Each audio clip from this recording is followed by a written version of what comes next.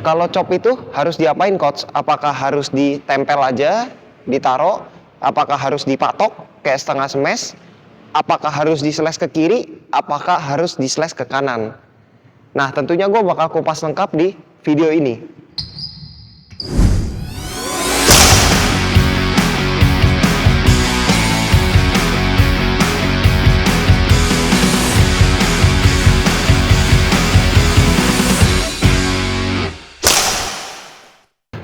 Halo guys, selamat datang kembali di channel gue, Nathanael Abednego.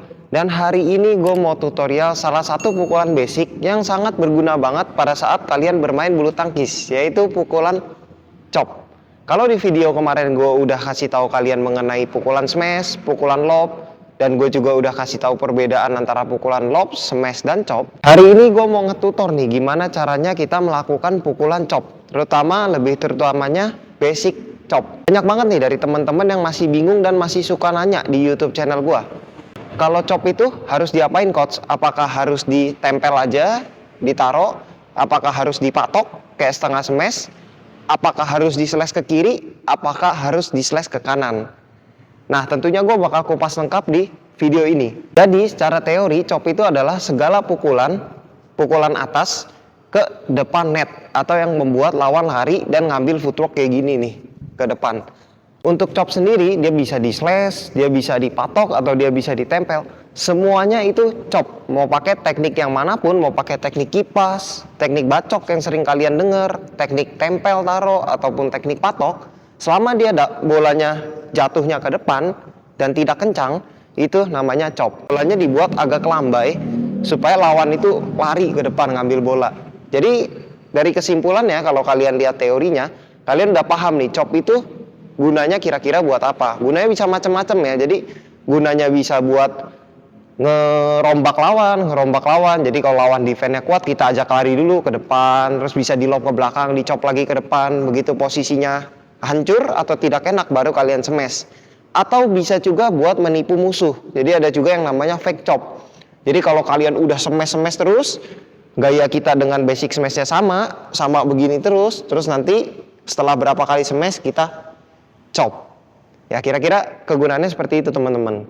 Oke, gak usah lama-lama lagi, gue mau langsung aja praktekin gimana caranya basic chop atau dasar chop untuk kalian. Let's go. Oke guys, sekarang gue mau tunjukin gimana cara chop ya. Basic chop ini agak berbeda dengan smash dan lob ya. Kalau smash dan lob itu kan dia gerakannya tekniknya tuh hampir mirip gitu, cuman arahnya doang yang beda. Kalau smash arahnya ke bawah, kalau lob ke atas. Nah, contohnya seperti ini nih, ya. Ini kalau smash seperti ini kan, ke bawah. Kalau kita lob, sama seperti itu ke atas. Ya. Cuman yang jadi masalah, teman-teman itu kalau melakukan chop, kalian karena terlalu banyak bermain dengan smash dan lob, tangannya jadi kencang, jadi kaku gitu. Nah, untuk chop sendiri, untuk melakukan chop, tangan kita tuh gak boleh kencang, gak boleh kaku, harus halus. Makanya yang tadi saya bilang, agak sedikit berbeda dengan smash dan lob, karena chop itu kita harus agak dilambai. Beda dengan smash dan lob yang harus disentak pukulannya. Contohnya seperti ini. Jadi kalau chop kita lambai, set. Nah, itu udah chop. Ya, kita buat lebih tipis lagi boleh. Begini juga. Itu chop. Bolanya chop yang bagus kalian harus bisa sebisa mungkin di depan garis ini ya. Kayak pukulan gue itu tuh di depan garis. Bisa juga kalian chop patok gimana? Bisa juga begini. Jadi kayak mau nyemes, nah dipatok kayak gitu. Cuman sayangnya bola gua nyangkut. Ada lagi namanya chop slash. Coba gimana? Ini chop slash nih. Kan bolanya di slash ya. Chop slash hilang, bisa juga bacok. Ya, itu drop shot sih masuknya. Ya, jadi teman-teman gak usah bingung karena buat melakukan chop itu ada macam-macam. Seperti yang gue bilang tadi, segala pukulan yang jatuhnya di depan garis ini badminton, lapangan badminton depan ini, itu namanya chop. Mau pakai teknik apapun. Ya, kembali lagi ke topik basic chopnya. Sebisa mungkin kalian pakai gerakan chop itu kayak di video-video yang kemarin udah gue bilang. Gerakannya sama persis seperti smash. Hanya bedanya pada saat kalian pukul ini ada perubahan di sini nih.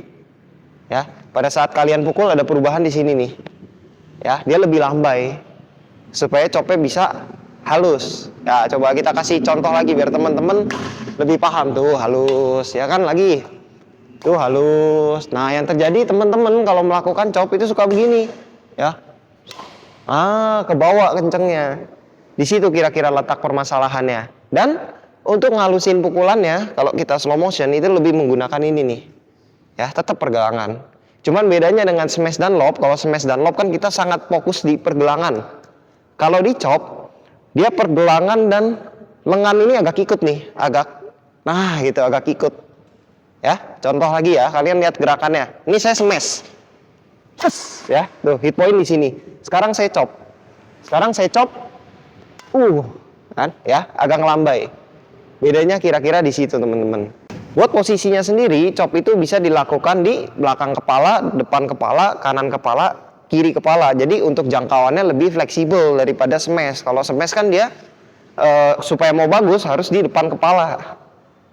Makanya pemain-pemain kalau posisinya nggak enak, mereka pasti langsung ngecop dulu, begitu enak dapat bola di depan kepala, baru mereka smash. Buat pemula yang mau latihan chop supaya tipis, kalian bisa ya latihan-latihan kayak gitu aja dari gerakan, lambai-lambain, habis itu pakai bola, feeling aja. Jadi kalau latihan kayak chop gini tuh lebih ke feelingnya dia, karena bolanya tuh harus tipis di net. Chop yang bagus, yang baik dan benar, dia itu nggak cuman jatuhnya tipis, tapi juga datangnya nih rapet sama net. Karena kalau kalian tipis tapi tanggung, sama musuh bakal ditotok. Ya, kira-kira segitu aja teman-teman tutorial basic chop kali ini dari gua Nathanael Abednego. Dan buat teman-teman yang mau tutorial apa aja, boleh komen di kolom komentar gua, dan gua pasti bakal buatin video kalian. Meskipun gua nggak bisa balas komennya satu-satu ya teman-teman. Sekian dari gua, jangan lupa untuk selalu support channel ini dengan cara like, subscribe, dan komen. Jangan lupa share juga. Thank you.